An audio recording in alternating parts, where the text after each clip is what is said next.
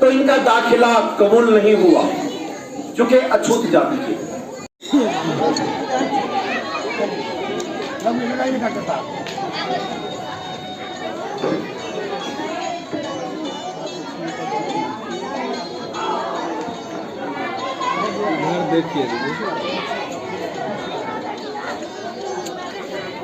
अपनाए थे हिंदू धर्म का त्याग जलिया को जानने के लिए, और जो दीप जलता है उस दीप को जलाने के लिए हमारे बीच डॉक्टर सुरेश बाबू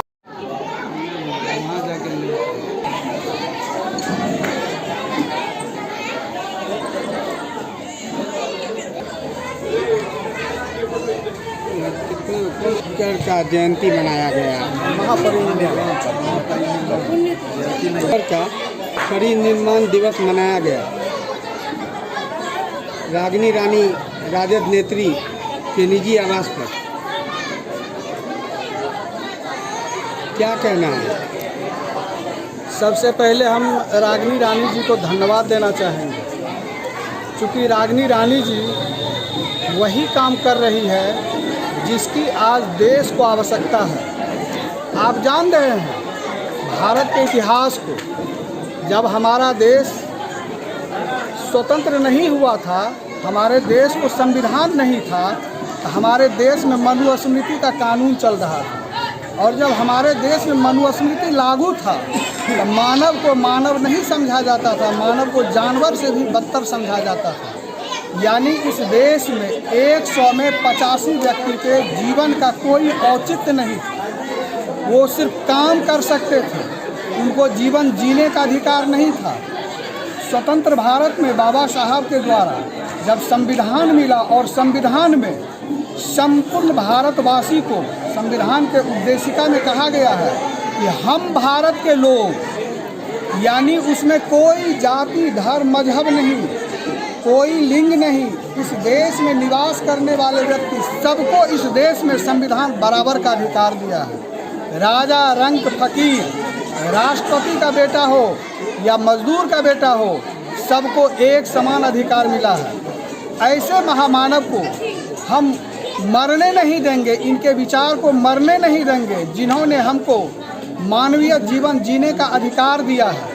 इसीलिए हम रागिनी रानी जी को धन्यवाद देते हैं कि ऐसे महामानव के विचार को समाज में जो आज परोसने का काम किए हैं, आज जो इतना बेहतर ढंग से इस कार्यक्रम को की है, ये धन्यवाद की पात्र है। और सिर्फ रागिनी रानी जी को नहीं, हम इस कार्यक्रम के माध्यम से कहना चाहेंगे कि इस देश में एक ही धर्म और कर्म है।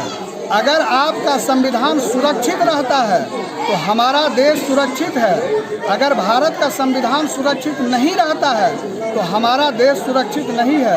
मनुवादियों के द्वारा जो साजिश की गई है देश को पुनः गुलाम बनाने का, उसका मात्र एक ही सुरक्षा कवच है और वो है भारत का संविधान।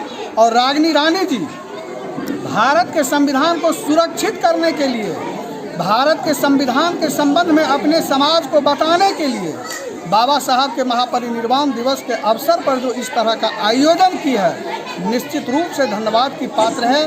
बाबा साहब का कारवां बढ़ेगा और बाबा साहब का जब कारवां बढ़ेगा, संविधान की जानकारी हमारे देशवासियों को होगा।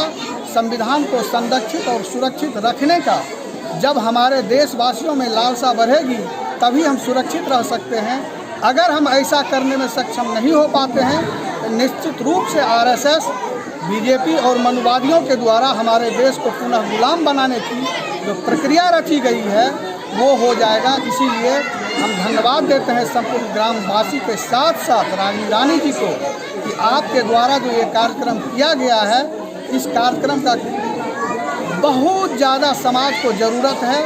इस संविधान का समाज को औचित्य है। इसीलिए हम आज महापरिनिर्वाण दिवस के अवसर पर आप तमाम आए हुए आगंतुक को विशेष रूप से बधाई ही नहीं धन्यवाद भी देते हैं कि आप संविधान को संरक्षित रखें और सुरक्षित रखें और स्वयं को सुरक्षित रखें। और स्वयं सुरक्षित रहेंगे, संविधान सुरक्षित रहेगा, तब हमारा समाज सुरक्षित रहेगा, हमारा देश सुरक्षित रहेगा और हम आगे बढ़ सकते हैं। इन्हीं बातों के साथ हम अपनी वाणी को विराम देते हैं। धन्यवाद। क्या नाम है? क्या नाम हुआ सर मेरा आपका? नाम हुआ डॉक्टर जवाहर पासवान। हम एसोसिएट प्रोफेसर हैं राजनीति विज्ञान विभाग का टीटी कॉलेज में। हम बीएन मंडल विश्वविद्यालय में सीनेट और सिंडिकेट के सदस्य हैं। धन्यवाद। बहुत बहुत बधाई। मंसूरी जी, आप भी कुछ कहना चाहेंगे?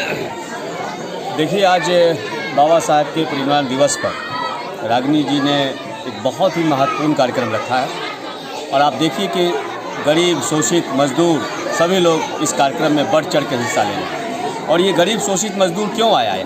वो इसलिए आया है कि बाबा साहब अम्बेडकर ने जिसकी आज़ादी का सपना देखा था, बाबा साहब जिसकी गुलामी की जंजीर को तोड़ के भारत को एक खूबसूरत संविधान दिए थे, ऐसा संविधान जो दुनिया का सबसे बेस्ट संविधान है, उस संविधान को आज हमारे रागिनी जी ने बहुत ही मजबूती से बाबा साहब के इस दिवस पर और तमाम गरीब मजदूर, शोषित, वंचित, महिला, बच्चे, युवा, तमाम बुद्धिजीवियों के साथ हम लोग इसको बहुत ही बेहतरीन ढंग से एक खूबसूरत संविधान दिवस के तौर पे, एक खूबसूरत अधिकार के तौर पे हम लोग मना रहे हैं। लेकिन एक चैलेंज है, एक चुनौती है इस देश के लिए कि क्या बाबा साहब के जो मौलिक संविधान हमारा है, क्या वो सुरक्षित है?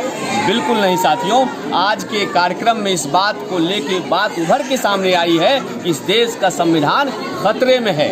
ये देश का संविधान पूरी तरह से बदलने के लिए साजिश रची जा रही है। मजदूरों के सवाल को लेके, गरीबों के सवाल को लेके, इस देश के नागरिक के अधिकार को छीना जा रहा है, इस देश को बेचा जा रहा है। और इसलिए बाबा साहब ने जो संविधान हमको दिया है, इसलिए हम उसके मूल संविधान को बचाने की लड़ाई के लिए रागिनी जी ने इतना बड़ा सा जो आप देख रहे हैं, सैकड़ों की तादाद में जो पूरे समाज का लोग उठ के खड़ा हुआ है, वो अपने देश के संविधान को बचाने के लिए आया है। और हम संकल्प लेते हैं इस कार्यक्रम के माध्यम से, रागिनी जी जिस तरह की संकल्प ले रही हैं इस कार्यक्रम के माध्यम से, वो संकल्प यही है कि अपने संविधान पे किसी भी खतरे को हम बर्दाश्त नहीं करेंगे। हम इसका डटकर मुकाबला करेंगे और एक जन आंदोलन खड़ा करेंगे और इस देश में बाबा साहब अम्बेडकर राज ला कर रहेंगे। यही हमारा आज का संकल्प है, हमारे गरीबों का संकल्प। क्या नाम हुआ सर आपका? डॉक्टर फिरोज मंसूरी, बहुजन पसमानदा। बहुत बहुत धन्यवाद न्यूज़ 25 इंडिया की तरफ से। पप्पू जी, आप भी कुछ कहना चाहेंगे? देखिए, बहुत हम खुशी की आज दिन है कि बाबा भीमराव अंबेडकर का जो पुण्य तिथि है, इस पुण्य तिथि पर हमने हमारे जो नेत्री है, हमारे जो साहूगढ़ की बहू है रागिनी रानी यादव जी, यह जो साहूगढ़ को एक रोशनी और दिशा दे रही है, हम इससे बहुत खुश हैं। हम प्रखंड के महासचिव भी हैं, हम पंचायत समिति सदस्य भी हैं। हम अपने गांव की ओर से, साहूगढ़ की ओर से, प्रखंड की ओर से हम रागिनी जी को धन्यवाद देना चाहते हैं, जो हमारे अंबेडकर साहब का जो बयान देने के लिए आए हैं। दोनों साहब मिल के हम इसी से गदगद हैं, धन हैं। राष्ट्रीय जनता दल जय, राष्ट्रीय जनता दल जय, लालू जय अम्बेडकर, यही हम अपना संदेश है। क्या नाम हुआ सर आपका? पप्पू कुमार यादव, घर साहूगढ़। बहुत बहुत धन्यवाद। आप भी कुछ कहना चाहेंगे? जी जरूर, मैं कहना चाहूँगी कि आज सच में आज बाबा साहब अम्बेडकर जी एक ऐसे महान व्यक्तित्व के मालिक थे, जिन्होंने स्वतंत्रता से पहले ही उन्होंने बताया था कि हमारा जो भारत होगा कैसा होगा। लेकिन आज जो भारत की दशा है वो बस से भी बदतर है। तो इस महान व्यक्तित्व के पुण्यतिथि के अवसर पर, निर्माण तिथि, सच में निर्माण, जिनका कभी मान कम हो ही नहीं सकता है, इसलिए इस पुण्यतिथि के अवसर पर जो आज साहूगढ़ की धरती भी धन्य हो गई है, ऐसे डॉक्टर जवाहर पासवान जी यहाँ पर आए हैं और उनके साथ डॉक्टर साहब भी आए। दोनों डॉक्टर साहब को मैं हृदय से आभार व्यक्त करती हूँ और मैं ज़्यादा टाइम नहीं लूँगी, मैं इनका सुनूँगी, क्योंकि जब ये बताएंगे आज ज़रूरत है, जो संविधान को फाड़ने की कोशिश की जा रही है, जिसको मिटाने की कोशिश की जा रही है, एक मैं ये भी रिक्वेस्ट करूँगी सभी से कि आप बाबा साहब भीमराव अंबेडकर जी की जरूर एक किताब पढ़ें, तो पता चलेगा कि उन्होंने शिक्षा के लिए क्या कहा है, उन्होंने जो देश के जो पिछड़े हुए लोग हैं उनके लिए क्या कहा है। राष्ट्रीय जनता दल के जो हमारे राष्ट्रीय अध्यक्ष हैं लालू प्रसाद यादव जी, उन्होंने भी पिछड़ों के लिए उनके मुंह में आवाज़ दी। आज मैं भी जो बोल रही हूँ ये शायद बाबा साहब अम्बेडकर जी की ही देन है, ये राष्ट्रीय जनता दल की ही देन है। जो आज हम बोल रहे हैं, ये लोग भी आज जो बच्चियाँ यहाँ पर आप लोग देखे होंगे, जो अपने आत्मनिर्भरता के लिए जो उन्होंने कहा था, मुझे उनके बुक में एक चीज़ बहुत अच्छी लगी थी कि उन्होंने कहा था कि अगर अमीर का बच्चा अगर बड़े स्कूल में पढ़ता है तो गरीब के स्कूल में गरीब का भी बच्चा क्यों नहीं पढ़ेगा, क्योंकि अगर वो वोट दे सकता है तो उसको भी सेम अधिकार है। तो मैं उनको बहुत ही मतलब प्रणाम करती हूँ, श्रद्धांजलि अर्पित करती हूँ कि हमारा भारत देश महान होता है ऐसे महान व्यक्तित्व वाले से। मैं फिर से डॉक्टर साहब का आभार प्रकट करती हूँ। मैं उनको सुनना चाहती हूँ क्योंकि मैं पप्पू जी के द्वारा उनकी बहुत तारीफ सुनी हूँ, तो मैं ज़रूर उनको सुनना चाहूँगी और मैं चाहती हूँ कि सभी सुने और जो वो बोलते हैं उनको ज़रूर अपने जीवन में ग्रहण करें। क्या नाम हुआ मैडम आपका?